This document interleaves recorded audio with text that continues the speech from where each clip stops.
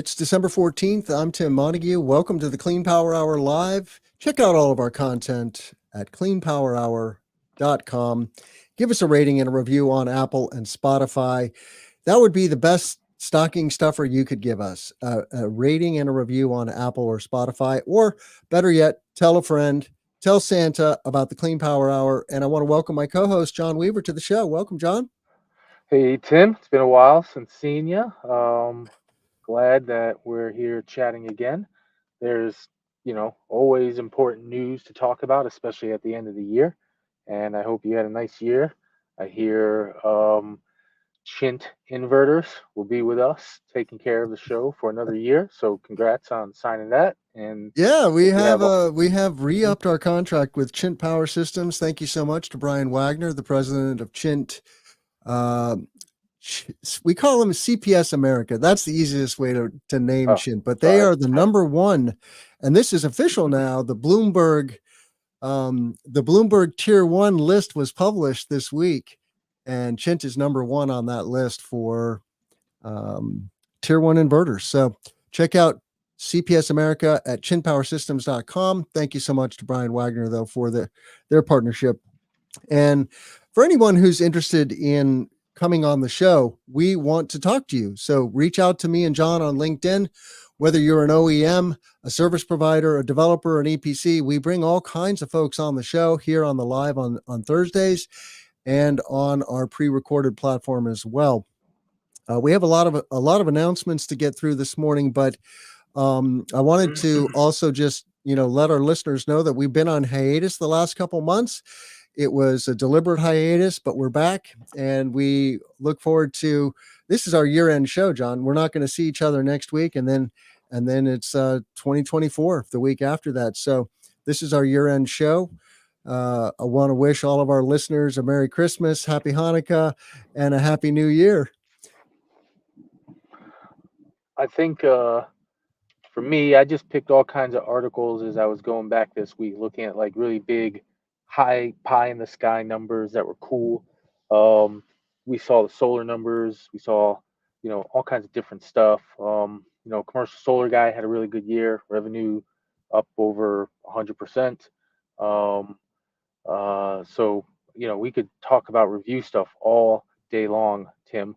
But real quick, just because I heard you talking about it and I wanted to bring it up, you have a webinar thing that people seem to like now that you set up, and like a really big, cool racking company that I like is using it. Like I haven't heard about that, so that's why I'm bringing it up. So. Yeah, I hatched a package. I call it the webinar package, John. Mhm. And what I do is I host a webinar on a value added topic. It's not a sales pitch about your product, but it's a webinar. For example, we did one with Dina Watts this summer on improving solar asset performance. And we had VDE, the independent engineering firm, on. We had Greenbacker, who's a customer of Dina Watts. So I do a webinar on a value added topic for the industry with you and a third party, like a customer of yours, and hopefully Mhm. a third party engineering firm or someone like that can validate your technology or your service. So we do a webinar, then we do an interview with your CEO or founder, and then I will write a story for PV Magazine, which gets 5.7 million views per month, which I think the commercial solar guy discovered a little before me. Which I'm a slow learner, John. So, but that package, I'm now offering a special of $3,450. It's normally a $7,000 package, so I have 50% off right now if you book this special before the end of the year. So, All right. reach out to me on LinkedIn or on the Clean Power Hour website. And the other announcement, though, that I'm super excited for, unless you have any other questions about the webinar package, No, I maybe we just want to should know what maybe it we should was. have the That's good enough. commercial solar guy on the webinar. We totally should. Absolutely. Maybe I'll do one. Maybe I'll take one. What I topic? owe What you what for running topic would you want to do if you did a webinar, John? commercial solar, rooftop solar, behind the meter system analysis process. How we come to the conclusion about what rooftop solar project should be yours in Massachusetts and Rhode Island specifically, Yeah, because that's where we're focused. And those design techniques can bleed outward from the Northeast, of course. So So that's what I was focused on. how you design and size a project and how it pencils and what are the constraints, that kind of thing.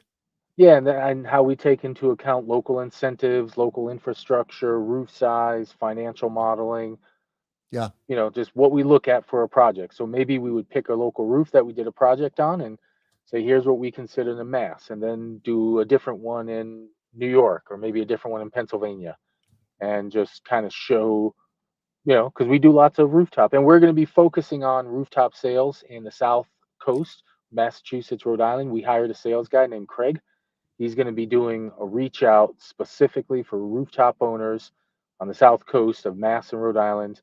And if we did a focused show on it for our company, that'd be a good piece of marketing material for us to also have available for our local businesses to view. exactly. So that sounds cool. So if we did one of those with you guys, you should send me an invoice for a deposit on it, and we'll start working on it because we need media for our website.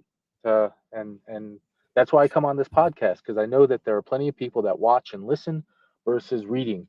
And I write, so I got to get out there into the video medium. So Yeah, that having your company and a customer in a conversation is so valuable because we're all biased about our own companies. We all think we're the best thing since sliced bread. But when you have a third party who could have worked with anyone, but mhm, chose to work with you, the commercial solar guy, on their rooftop solar project, that's powerful sauce that others can then absorb while they're mowing the lawn, doing the dishes, because it's in their ears and they don't have to think. They're just listening to this webinar, and it's a good thing. Or viewing it on Zoom or on our YouTube channel. Check out our YouTube channel. It's very robust. All of our content goes there, including these lives. So the other announcement I want to make, and I'd love to hear like some things that are new in your life, John, because it's been a couple of months.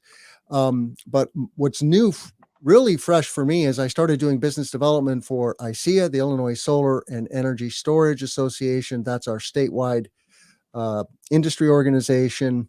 I've been involved with ICEA on and off since 2005, and ICEA is 40 years old. They were doing, they were promoting solar thermal back in the day before PV really burst onto the scene and then crushed thermal, just bone crushing with lower cost of energy than you could provide with thermal. So solar thermal kind of went bye-bye, unfortunately. A lot of contractors pivoted into PV though. So anyway, near and dear to my heart organization, and I am recruiting new members and helping members that have forgotten to re-up their membership to re-up. And it's great pleasure to work with all these developers and installers and OEMs and service providers that are working in the Illinois market. Fun fact about Illinois people, and John, maybe you know this, we're adding 10 gigawatts of CNI, residential and utility solar in the next 7 years. We're adding 10 gigawatts between now and 2030. So Illinois is a great DG market. If you're not involved in Illinois, reach out to me. I can help you get into the Illinois market. That's another thing that I do.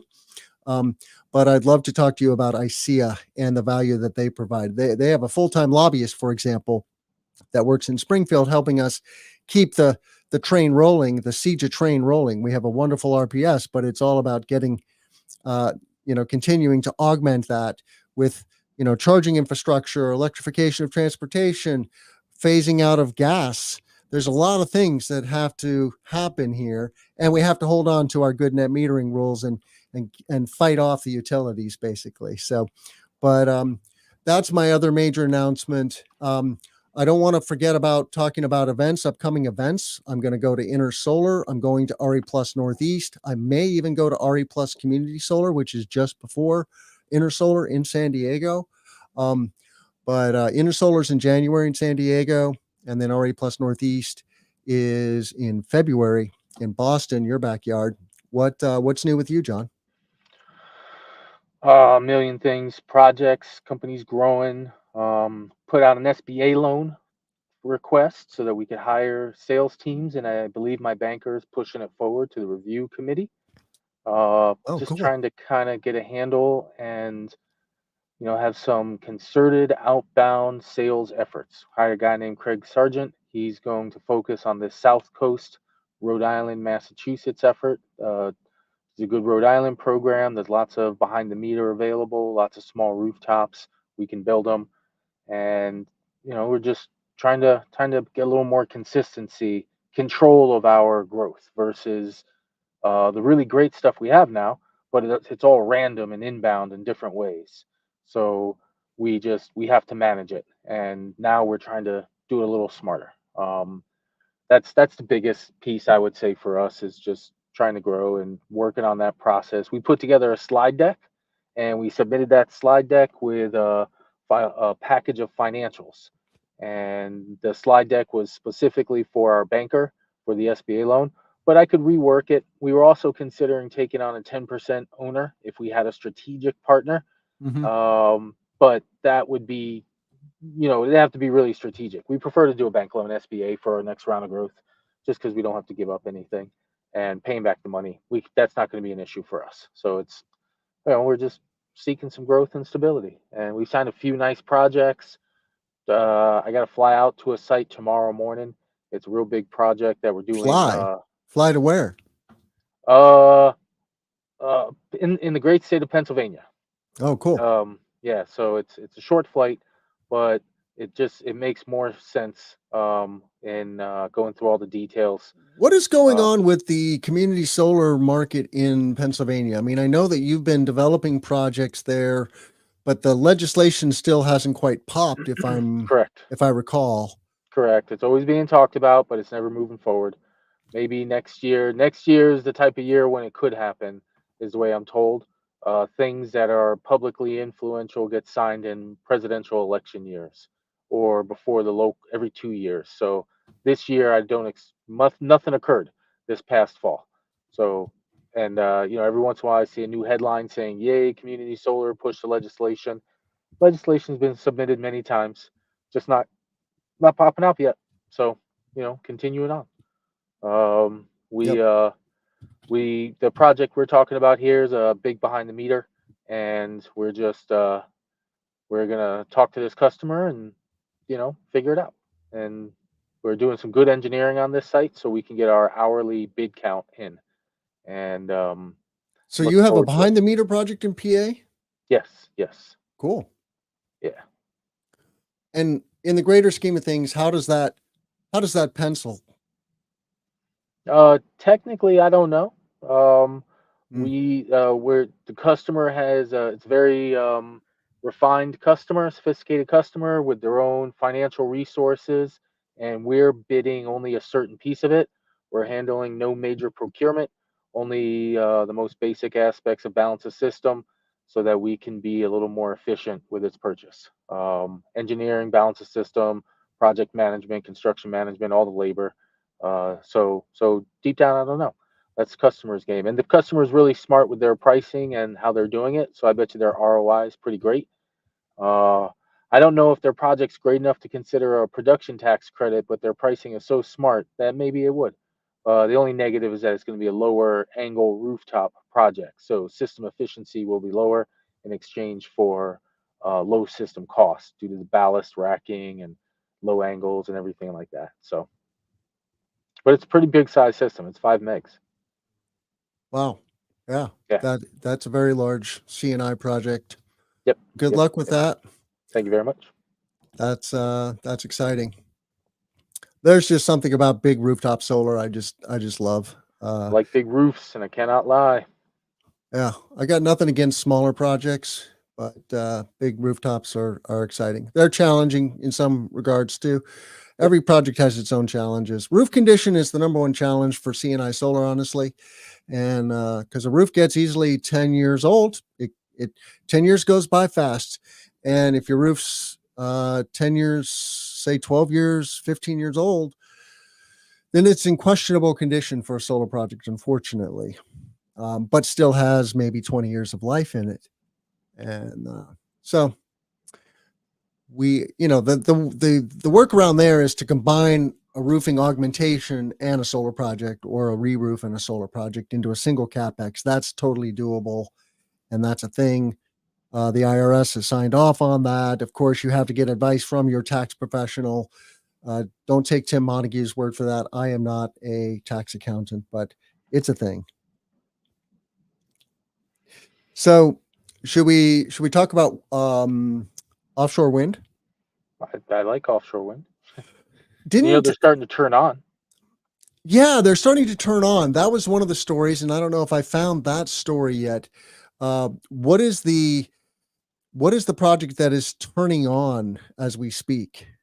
Well, I believe one of the projects offshore of it's either New York or Connecticut um, have turned on the first unit or first couple of units, and they're feeding the grid. And pretty soon, the project that's coming out of New Bedford, which is Vineyard Wind, is going to turn on. So let's look at an offshore wind feeding grid, and so they're just starting though. And the reason they're just starting is simply you can do one at a time, and so it's South Fork, and South Fork's off Long Island, and so it's a 132 megawatt facility, and it's starting to feed the grid. The next one that will feed the grid is Vineyard Wind, and that's feeding into Massachusetts, but that won't be, they said, closer to year end. Now, Yep. Vineyard Wind has, without a doubt, obviously, they've already got units up, and they've had hardware going in and out of New Bedford, which is where I'm based today, for months now. And I've been visiting and sharing images with everybody, and it excites me just seeing this big old gear. Yeah. And I have seen, you can actually just barely see it from Martha's Vineyard on certain beaches if you look off into the horizon. And Yeah. so the first units that were deployed a month ago, those pictures hit the news, and it was pretty cool to see them. Yeah, we have a story in VOA News here on screen that calls out the South Fork project Hmm. east of Montauk Point, New York, and they're using 11 megawatt turbines. We also have a story about 14 to 15 megawatt turbines that Chris Nelder did a story on. I'll talk about that in a second here. So, offshore wind is happening, and it also is facing some headwinds, as Jeff St. John Yes. says in Canary Media. I think that was a Jeff St. John story. Oh, I just found the podcast story there. I didn't find the story. So, what are the headwinds in your mind, John, for offshore wind? It seems as if it's the interest rates being above 7, 8, 9% in the market, because offshore wind is big capital up front, and um, that's just affecting these PPA bids that were super low.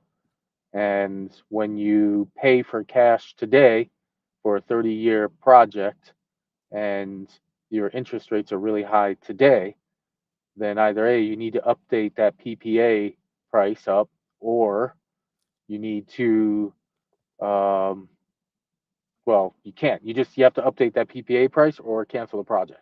And that's what occurred with a couple Right. of projects off the East Coast. Uh, they were canceled because the local jurisdiction didn't want to renegotiate price. The local, apparently some of them paid like massive fees, like 10 million, $20 million fees, that type of thing, for backing out of a deal. And then I guess they'll resubmit because they still own the rights. They still got the interconnection. They're the ones that know the site. So I think right now that's the biggest headwind. A second one though is fossil fueled pushback, where we have the fake whales argument and the constant uh, Yeah. BS of, oh, I can't see property rights. It's funny, the people that scream property rights want to impose their will upon other people's properties. Like, wait a second. Um, so A little it's ironic, got those. that, isn't it? Yeah, I think it really just, the biggest stress though is the money. It's always the money. Um, the paying for these units with all the cash in a tighter credit market is a challenge. There's two ways to get through it. Number one, well, three ways. One, we pay a little more for electricity from these units. Number two, we have a special interest rate that's discounted for clean energy products coming from the federal government. Or number three, third one is interest rates to come down, which is why the stock market was up a whole bunch yesterday and is, I think, up again today. The Fed said that they can foresee lowering rates by next summer, and that shot Yeah. everybody's stocks up. And so Yeah. that could be another benefit. So, but that's going to take a while to work its way. And if they're only going to start lowering them in a year, the projects that are getting bid today, they're going to be on some touchy ground. They're going to be bidding with interest rates at least in one of the bid numbers. They can say something like, hey, if the interest rates go down, we'll lower our price, have a ratchet situation in there. But, it's just a lot of cash up front for 30 years of energy. That's you're prepaying for cash or for electricity is what you're doing. Yeah. So, this story we have on screen by Jeff St. John from Canary Media points out that the Biden administration set a goal of building 30 gigawatts of offshore wind by 2030. And, we're basically starting at zero. I mean, now we have maybe a gig turned on. I don't know, but, uh, we're just starting. And anyway, we had bad inflation problems this year. That's now getting under control, but we also had supply chain issues, and then there's this monkey business with the developers trying to renegotiate their PPAs and canceling projects outright because they weren't able to. So Ørsted canceled a 2.25 gigawatt ocean wind project, and that's a bummer. It's clearly pissed off Governor Phil Murphy in New Jersey. But excuse me, that's their prerogative, I guess. I mean, the developer has to make money and has to do stuff that's going to make financial sense for them. So I see both sides of that, I guess, right? And but yeah, it is funny to see the stories about the whales and stuff like that. Like, I don't buy that. In fact, I think there's evidence that when you build these, I mean, it's basically an underwater platform of some kind, whether it's a pile that goes in the seabed or a floating, for truly offshore, they're using floating platforms, but it creates an ecosystem right around that where there's a lot of ocean life, and then that's good for the fish, and that can be good for the fishermen. So there is an upside also. But yeah, I wanted to show off a little bit of Chris Nelder's work on this topic, and I'll see if I can get that on screen here. Chris Nelder is the host of the Energy Transition Show. It's a great podcast. It is behind a paywall. He makes the first 20 minutes free, but you have to pay, I don't know, $6 a month or something like that. It's not expensive. But Chris did a trip to the UK and visited he didn't get to go like out to the construction site in the field, like in the ocean, but he got to visit the staging area, where I'm going to get this on screen and show some photos of that, where you see this gear is just, or as the Brits say, the kit is just crazy, crazy big. And I have too many tabs open, so I don't know if I'm going to find this now. What size systems are we building out here? Share. Here we go. So, I mean, these are Chris is documenting some 100 to 200 megawatt projects. So we see photos here of the Moray West staging area called Invergordon. And these are what's called monopiles. So that is that's the turbine. That's the pile that the turbine sits on. It's 10 meters in diameter. It's a football field long, and the swept, or the diameter of these turbines that they're installing, I think these are the 14 megawatt halide turbines. They are the diameter is 222 meters. 2 football fields, 2 2 plus. football fields. I did the math on the swept area, and it's Yep. 10 acres of swept area. So you basically That's take cool. a 2 megawatt solar farm and turn it on its axis, turn it vertically, right, and stick it up on a pole several hundred feet in the air, and you get 14 megawatts of power. So that's pretty cool. And if you have good wind, you can see in this photo the workers here standing by that truck that's holding that. So I mean these piles are just massive.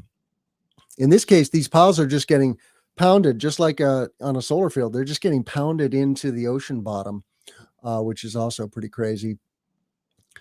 Um, and then some great shots of this ship that they use to carry the piles. And there's one of the piles has already been loaded onto the ship. And this massive arm, I don't know what else to call it, that they use for picking up the pile from shore and then putting it onto the ship. It's quite a piece of machinery. So check out the Energy Transition Show. Just a huge fan of Chris Nelder's work, and he also did a. So this last episode is all about offshore wind in the UK. He also did a show on this community called Ige. It's an island community in Scotland where they've been integrating solar and batteries into their microgrid. They had very few people had power for many, many years. And then they've just been building diesel microgrids and now solar, wind, and battery microgrids. So that story about Ige is also very interesting. So check that out. All right. I'm fighting a cold. Cool. Oh, you are too. Like I got a so many cold too. people. Yep. Yep, me too. Yep. 'Tis the season. I'm just glad it's not worse, but I have a little bit of a cough. Colds. Part of being a living creature on Earth. So, my biggest story, kinda, is solar growth. And we got about 6, 7 links in different ways that kind of point to it in different things. Now, we could also, before we talk about solar growth, we could talk about a project of the week, which I'm very happy is done. And we're waiting on final PTO. Everything's been accepted by the utility. Or we could talk about the power your home system, which is called Powerhouse, I believe, from Tesla. Tesla Power, it's called Powerhouse. Yeah, And well, that started with their new truck. let's talk about your project of the week. I've got that up. I'll get it on screen here in a second. Yep. These are a bunch of images that I posted on Twitter of the site during construction recently. Set the table for us. What? So Gray Sail Brewery is a brewer who's located in Rhode Island, Westerly, Rhode Island. They make Captain's Daughter and a couple of other great beers. Old structure plus a new structure combined into one, 2 roofs, a high one, a low one. We have rapid shutdown devices and bricks that are holding the system down. And it's about 50 kW DC, a couple of inverters, some KB racking. Those are Q cell 485 watt modules. And it was kind of the biggest challenge of the system was actually getting through structural, because it turns out that the original contractor who built one of the buildings didn't finalize 50 bolts holding the structure's purlins. And those extra purlins or those bolts gave the purlins additional force that they could hold weight. And so the thought was that the roof might be stressed just a tiny bit right now without the purlin. So you can go to the next image in the tweet series. There's a few images. And so that was the biggest I would just say go to the next tweet. Just close this one out. Oh, next tweet. Yeah. I have to go back to the doc. No. You should be able to click right on that tweet and then see 1, 2, 3 behind it. Are there not following tweets? Nothing following. Oh, maybe not. I don't see anything else there. All right. Well, that's my tweet. Well, there's a few others that I have on it. It's a it's just a good little project, and so we got the structural done. We worked through that. We got the modules in place. Inverter was a little challenging. We needed a small 208-volt inverter. We ended up finding some gear and some rapid shutdown, and it's nice. One thing we learned after the project that's a little bit of a challenge that we're working through, but so far it isn't an actual issue because it's been raining a lot, is that the smokestack spits out more than just smoke, Timothy. It spits out barley.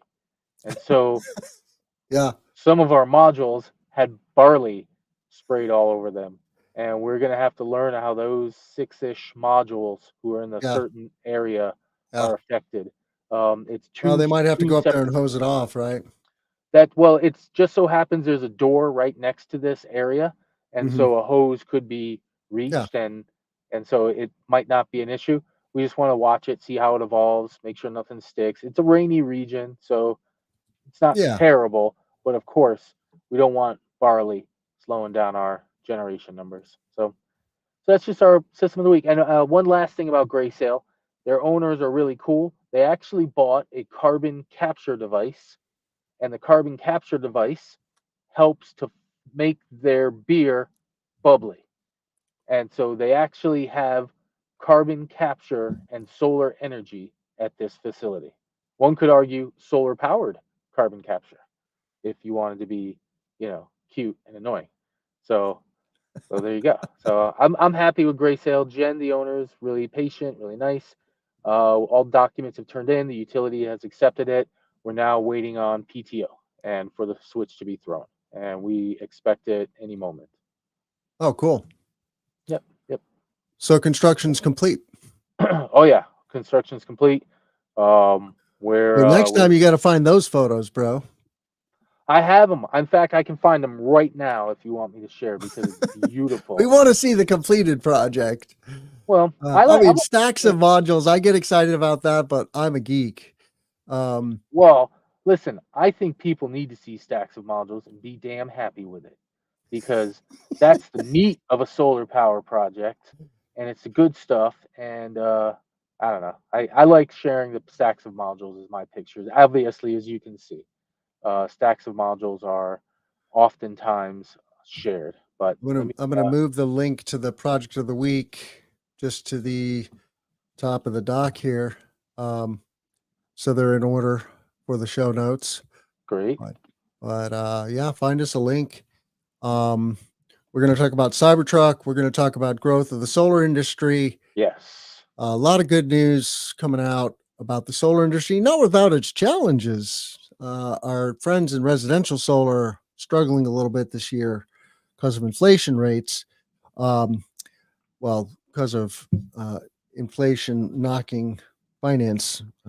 Yes. That's a wicked spiral, so to speak, or snowball. It is a challenge. Hey, you want to see some images, Tim? I'm going to share my screen. Share Yeah, do it. screen. Share screen. Entire screen. This way you guys can see everything I'm working on. It's always dangerous to do that, isn't it? It is. All right. So here's some modules on the roof, on the lower level facility, and that's that machine that's spitting out the Oh, oats right there. now it's That's on our screen. okay. Okay, now you can see it. Good. So here's the modules. Um, there's all of our switch gear, nice and clean, behind the meter system. Got our three Fronius units coming off the roof. Panel disconnect, or main panel on site disconnect, all that good stuff. This is the CO2 machine. Should have got a better picture of the CO2 guy there, but that's all right. This is the gear coming off the roof. So it's a machine that the CO2 machine is doing exactly what? I don't know exactly how it works on the inside, but I do know that it's taking bubbly CO2, carbon dioxide, from the atmosphere and making your beer fizzy with it. Capturing carbon out of the atmosphere directly, huh? Atmospheric capture, yes. That's impressive. I Yep. didn't know that they could do that at small scale and make it economical. I guarantee you this is not economical in any way, shape, or form. I guarantee you this There was a person's doing subsidy it. that they took advantage of to install the machine. No, I guarantee you they did it because they're good people. I like the owners. I don't know anything. I don't know what they paid for it. I don't know where they got it. They could have beat up some old lady on the street and took her carbon capture machine. Well, let's get him on the webinar. All He's a right. good he's a good customer to bring on the webinar, man. All right. Maybe we'll do that. That could be our webinar. Interesting Uh, interesting project, yeah. yep. So it's just a small little roof. Oh, this is beer, This is their machine on the inside. This is the oats that were on the roof that were getting spit out that we had to deal with. Yeah. Captain's Daughter, that's one of their beers. This is going off the roof. There's my Ionic.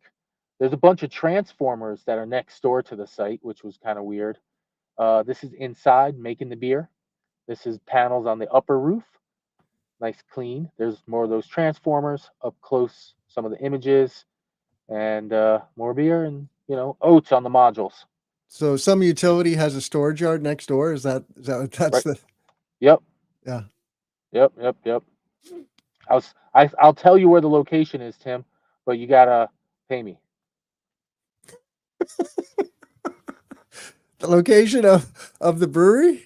No, of the transformers. Oh. Well, if you know the address of the brewery, you know the address of the transformer Uh, yard. Look at you, Tim. Already going. I bring you a good deal, you go right around me. Jeez. Oh, So that's the project of the week. That's Gray Cell Brewery. Took us a bit of time. We got the customer a great return on investment. Electricity is expensive, and she got a nice state incentive plus federal, of course. So so I'm happy with Gray Cell with Jen. They got a great project. congrats. Yeah, that's very cool. Thank you for sharing that. Okay, we're gonna go to Tesla Cybertruck. Yep, Been in the news. They've officially launched deliveries of the Cybertruck, right? Elon's been doing a lot of interviews, shooting arrows. Joe Rogan shot an arrow at one on the Joe Rogan show. they shot Here's a a gun. photo.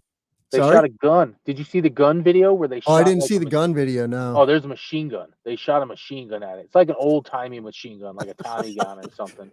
You know what? So I thought it was really disappointing at the launch event. I only watched part of the launch event, but they threw a baseball at the window, not a yeah, steel ball this time. I'm like, lame. guys, So come on. You don't lame. think we're gonna Yes, notice? yes, yes, I'm like, Elon, dude. Just drop the whole throwing a ball thing. You don't throw a baseball though. That doesn't yes. that doesn't have any credibility in my book. Yep, yep. Um so yeah, Elon is kind of crazy that way. He does stupid stuff. But oh, you wrote a story. I didn't realize that you wrote a story about the I, Cybertruck. I do write stories occasionally still. It's good. It's well, yeah, and why not? I mean, they didn't get first to market with an electric pickup, right? There's Nope. already the Rivian and the Ford Lightning, Yep. and maybe I don't know. Is there another one? Probably. And those, but Tesla dominates the EV market in the U.S. Yes. They're over 80% of EV sales in the United States. Probably. Yeah. Oh, they are. They Okay. are. And the Model Y, like we predicted 2 years ago, is now the number one selling vehicle in the world. It passed the Toyota Corolla That's on cool. volume. So, Tesla's doing some good stuff here. Now, is the Cybertruck going to be a runaway hit? That's TBD. I have 2 Cybertruck reservations. I'm planning to create a Cybertruck business with those 2 trucks, so Yeah. stay tuned. I am an early reservation holder on one of them. One was made like that first week, and then one was made, I don't know when. I think maybe a couple months later. So, I thought I did mine early on, but apparently I'm like number 200,000 in line. but yeah, I'm not holding my breath because they got a lot of orders. But Hmm. it is cool, right? There's a 50 amp cord coming out the back of Yeah. that truck charging a But Tesla. yep. So I can. The purpose of this article, because I write for PV Mag, so I don't write about vehicles. I don't really. The EV portion of Tesla is super important, but whenever I cover them, all I care about is the solar and the storage. But Yeah. this is a step in a PV magazine direction that matters because this is backup energy from your vehicle. This is potentially part of a virtual power plant, without a doubt, vehicle to home and vehicle to load. So V to H and V to L. And it offers 11.5 kW of power output direct to a house, which also lines up with Powerwall 3 and the Tesla inverter. So a Mhm. nice family of products that are going to jive in terms of energy movement. And then it also offers 5 plugs, two in the back, maybe one or two in the front, or some mix of a layout of plugs. But what really And matters is the kWh. Isn't there like 130 kWh in that battery? I think I saw something that said 123 and change. Yeah, so it's like So twice the size of a Model Y's battery. yes, absolutely. And It's a lot of if your juice. house if your house is 30 kW, which is a average but a very high average, Yeah, that's 3 days, 4 days. 120 is 4 days. You yeah. never, of course, want it to run all 4 days. You'd love, Right. and you should also have some solar there. Well, But yeah, if you want to charge when the grid's down, right, you gotta have some solar. yeah, Um, and at 11.5 charging and 11.5 household inverter and this and that, I bet you can pump a lot of solar into your vehicle in a single day if you happen to be in a moment when the grid is down and you're trying to watch your kWh usage, you open your windows, shut off your AC. So with that, the Cybertruck is now an off-grid power plant. And this is the first Tesla vehicle that offers these features. And it's called the Powerhouse. And it'll probably come to other vehicles, but you can really just have this truck uh, hanging out, doing nothing, and be your house. It's still really funny looking. I would love to buy one for commercial solar guy and just cover it with logos because it's a big, yeah, giant, weird looking thing. yeah. It's an And attention grabber for sure. yeah, and you can fit a solar module in the bed. And I believe I believe the bed is wide enough to lay the panel flat. The tire jams, the tire things aren't Yeah, it'll impacting hold it. the sheet of plywood flat with the Yeah, tailgate down. with the Tailgate tailgate has to be down. Yes, down. correct. So Um, we just got to get a wrap around the end for if it's a big module. If it's a smaller module, 6x3, then it'll be really easy to fit in there. So that's what I was looking at it for. And we could strap a back onto it, a rack if we need to put some stuff. Um, and I've seen some videos about it not performing like off the road and doing some crazy stuff and getting stuck in ice. And I'm like, great. I don't plan on driving it that way. This is going to be a work slash advertising truck. yeah, yeah. It So all is that. the stainless steel. I saw Monroe Live has been covering it and doing a tear down. Sandy Monroe, check out his podcast and YouTube channel. Um, he did an interview with Elon also, and that stainless steel that the exoskeleton is built of is pretty special steel. It's not run of the mill stainless steel. It's truly very impact resistant. So that's cool. I'm Yeah. sure that comes at a premium, and the price tag is something that people are complaining about. Like Yeah. I think it starts at 90. Um, so affordability is definitely an issue. But I think it's a pretty cool product. I mean, let's face it, Elon has been pretty successful with previous vehicles. Now he doesn't sell a lot of Model X's, for example, and this might be in that category. We'll see, right? Will Ford F-150 buyers migrate to Tesla? That's a question. F-150 is the number one selling truck in America. Yeah. I mean, I think some people will. I Oh think, yeah, well, some people will for sure. Just yeah. will it like really go gangbusters? I think that's TBD. But it's all We're good. gonna find out. Is he gonna be able to max out his manufacturing line that he has in place for this machine? Yeah, And we'll see. It's I got to hand it it's to a him. I weird. mean, I saw a video of the Cybertruck towing a Porsche Yes. and drag racing a Porsche. Yep. I think it was a Porsche 911, and it beat the 911 while towing. So that was also pretty impressive. I mean, it's fast, Yeah. under 3 seconds, 0 to 60. Yeah. I don't need that version. No, I mean, I need the slow version. Yeah, That's what I want. I'm happy for, a 10-second 0 to 60 or a 3, I don't know, 6 second. I Yep. don't need the 3 second 0 to 60. But I guess, when the apocalypse comes, John, that kind of speed is useful. Of course. So is And a car, and that's the purpose of the article, that has power with it and has a microgrid and almost following it around. You need a couple extra pieces to make it a real microgrid, but yeah, it's a power plant, and I thought that was pretty cool. And this might be good for the rest of Tesla. Maybe your old Tesla won't have that opportunity. Maybe it doesn't have the right inverter inside of it. I don't know that answer, but maybe new Teslas going forward will.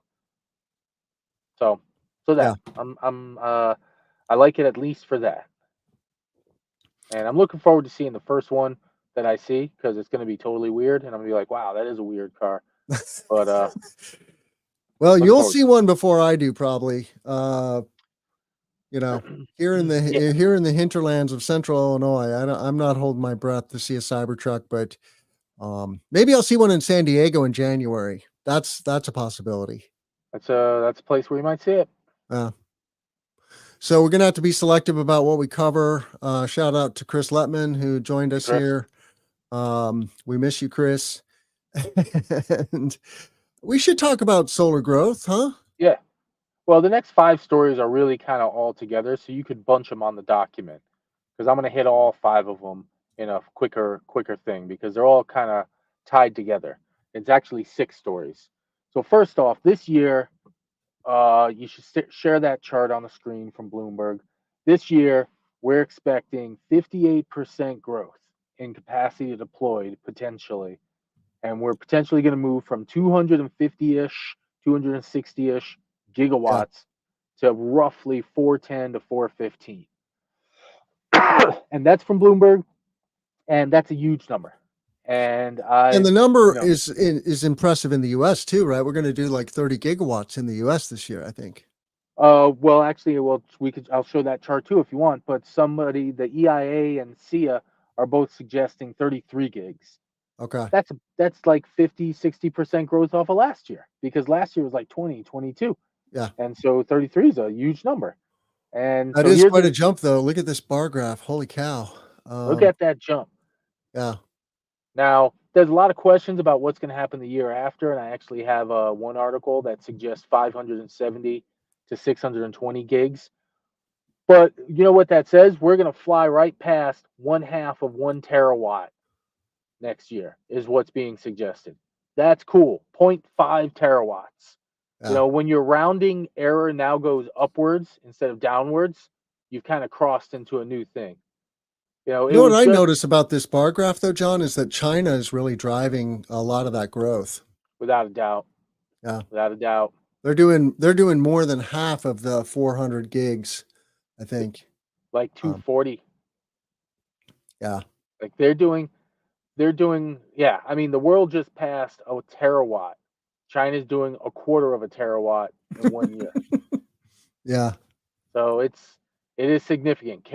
China is carrying the weight of many people on the solar industry, and and it's great.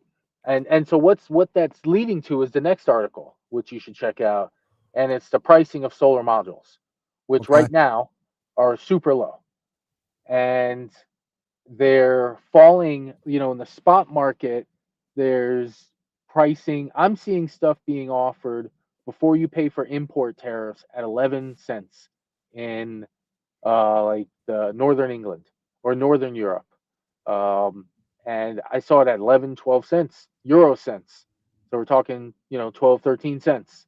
And then you import it, it's 14, 15 cents, 16 cents maybe. So Yeah. the price of solar modules have collapsed since last year's August peak, July peak. And now we're seeing the spot market, all under 15 cents, well under 20 cents. People are suggesting we'd see big deals at a dime next year. I think we'll see one or two deals at a dime, but may just to move capacity. But what we also might only see are, I saw a big deal at 15 cents, like a 5 gigawatt deal, 5, 10, 15 gigawatt deal. for like the Chinese national power company. So, the biggest deal in the world, biggest procurement, and it was at 15 cents. So that might be the number where people have to be profitable is 15 cents. That might be the lowest price where we're at right now. Maybe in 6 months it'll drop down to 14, 13. But if you're buying at 15 cents, that means your partner's making money. And if at 10 to 15 gigs, that's it. That means 15 cents is where we're at. And that's cool. Like, I look at mean, this. isn't it a double edge though, right? Like prices coming down is a good thing. That is a Yep. huge driver of, we call this the cost adoption curve. Yep. As the world consumes more solar and builds more solar, the price of the technology is going to come down. That's a good thing. It gets more affordable, means more people can afford to do it, more people will do it, and it's a virtuous circle. The downside of this collapse is it can really hurt the companies that are manufacturing the product and cut into their profits and Yep. their viability, right? So there could be blood on the floor here. Is that one of the predictions, though, that the industry is going to go through a real pain point? Absolutely. Lots of solar polysilicon manufacturers joined the fight in 22, 23, even 21 as the price of poly started popping due to COVID and other things. And a bunch of them are going to get hacked, is what everybody's saying. Mm. And because there's like there's like 2 terawatts worth of polysilicon announcements. And we're not there yet. We're still at, something much lower. So yes, there is some thought that there will be some industry consolidation, is the business language that is used. And yeah, and you know what? It'll have an effect on U.S. companies who are trying to get their stuff going, and Yeah. even my favorite company, Meyer Burger, who's a premium product manufacturer and still trying to scale up their business. And if pricing pressure is hitting them, then it's rough. But maybe their total revenue is definitely going to be tighter, but the cost of wafers that they had to pay for is now 1/5 of what it was, 1/4 of what it was. So they're flexible to some degree because they're not making the poly, So and they're not making wafers. what is this story on Reddit? Trend Force highlights ongoing global competition in solar PV. So that's next year. That's where I said I was wondering about what capacity next year. I don't know if you can see the image, if it lets you, if you scroll down on that article, to hit the read more button, Okay. and that right there. So that Yeah. next year is Trend Force saying, okay, 413 gigs this year. We're expecting 28% growth, which would actually be a slowdown from the last 3 years. And we're suggesting 570, 620 gigs. That's continuing growth. Some of it's coming from China, some of it's coming from the rest of the world. Mm. The US is probably going to grow next year. Europe's going to grow next year. Europe has had 3 years in a row of 40% growth. That's pretty big. I think the US might have a big year of growth too.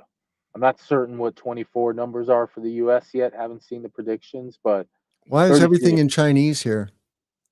Because Trend Force is a Chinese group. Oh, Yep. So it's just, we have record low pricing. We have module growth. It's the transition is accelerating a bit for the solar portion of the industry. And I might be sharing an article soon talking about people guesstimating 1 terawatt of capacity coming. And that's pretty huge. Now, the next article we had is actually saying that electricity generation in the US, the solar portion of it is only up 16%. There's a cool chart on there on this article that you could share. It's just a good chart. Shows how much solar is as part of all electricity on a monthly basis. yeah. The first chart in the article. It's on It's screen very now. Yep. So there it is. So this year we're going to grow about 16% of U.S. electricity. It's going to go from about 4.7, 4.8% of all electricity, and it's going to grow up to about 5.4. And so this chart is kind of tough to see on this screen. I got to work on the formatting. But what it shows is the amount of electricity that comes from solar on a monthly basis. Yeah. And we can see it's growing greatly going back to 2015. In May, We have our record for the month at 7.3 of all electricity of this past year. You can see that peak. And every year it goes up a little bit, man. So next year maybe we'll probably break 8%. Maybe we'll get to 9%. But then definitely in 2025, we'll have our first month, April or May, that's going to break 10% of all electricity coming from solar PV. And it's just kind of neat to see that growing chart. This year's 16% growth is actually really low, Tim. It's low because uh, it's low because last year we didn't have that much solar get installed. We only had 2022 gigs, so Mm-hmm. 16% capacity growth. This year we're going to have 23% capacity growth, Yep. and that might mean we have our first year that solar takes over greater than 1% of electricity needs. And Uh-huh. that's what that paragraph is saying right there. We might go from 5.4 to like 6.8 next year. That Yeah. would be a big jump. And so we got growth going on, which is kind of cool. And I just I see a lot of good solar capacity being installed in our company, in our future. My company too, of course, but in our future. And this is California's large scale versus small scale, and its monthly Mm-hmm. generation curves. It's a nice number there. California gets like 15, 20+% of its electricity from solar, and in certain months it's over 40 or it's over 35% of Yeah. electricity from solar, which is kind of neat. So, there's just a lot going on with solar. That's what this series of articles did. And if we the last two are good and complementary end of year articles. One of them is that wind and solar will pass coal next year. Coal is crashing along with wind and solar going up. And I'll show a neat little chart there real fast for everybody from Bloomberg. And then the last one is going to be simply that we have a lot of battery storage coming. We've seen that image before of all the battery storage coming, but I just it's a big transition that we've been pushing, and things are occurring. And so here's coal, here's solar plus wind, and solar and wind have a nice, firm, clean upward trend, and we see what's happening with coal. So they're going to cross and make a whole bunch, Yep. make a whole bunch of electricity, and this number between wind and coal, by the end of next year, it's going to be over 20% of all electricity, and Yep. maybe right at 20%, Yep. somewhere around there, 17, 18 to 20%. Yep. So it's we got a lot going on, and that's my end of year review. Um, you know, That's good stuff. I love this graph here showing the growth of wind and solar and the decline of coal. I mean, simultaneously, there has been a growth in natural gas. We're yes, not we're not getting off of fossil fuels just yet, really, right? not yet. And and global. Let's remind ourselves, listeners, ppms. Okay, global ppms of CO2 is still going up at about 1% a year. We're at 420 this year. We need to get back to 300. Okay. Now, that trillion tons of CO2 pollution is extractable via natural means with some augmentation with things like iron ocean fertilization. Check out my interview with Peter Fikowski. PeterFikowski.com is his website. We can do it, but we have to invest in those emerging technologies. And unfortunately, the answer is not direct air capture. Uh, it's seaweed and diatoms in the ocean. That's my answer. So that Merry Christmas. The climate crisis is totally solvable. And what's amazing, about Peter's work is that he he concludes the price tag on that is only $1 billion to $2 billion a year for 30 years, and that's chump change in the global economy. It is. So well, we've done it again. It's great to have you back, John, on the live. We do this every Thursday at noon Eastern, 11 Central, 10 Mountain, and 9 Pacific. Check out all of our content at cleanpowerhour.com. Give us a rating and a review, please. reach out to me and John on LinkedIn. How can our listeners find you, John? Commercialsolarguy.com. That's our best place. We're updating our website right now. It's slowly getting cleaned up. General contracting services, solar consulting, and development. As well, I'm on Twitter, Solar and Mass, and I'm also on LinkedIn. So if you just type in Commercial Solar Guy into Google, you'll find a whole bunch of ways to find us, whichever path you like best. I think we should just keep calling it Twitter just to put a stick in Elon's eye. Oh yeah, I'm calling it Twitter. I don't know what the crap they call it. Whatever, it's Twitter. All right. Well, look forward to seeing you in the new year. Happy holidays, everybody. Happy New Year. And we'll see you the first week of January, I think. And then hope to see you in San Diego for second week of January. And the show will be dark that week because we are at Inner Solar. But Cool. we're good to go to my old stomping ground. I lived in San Diego for 10 years. Love San Diego. It's a nice trip. All right. Thanks, John. Take care. See y'all.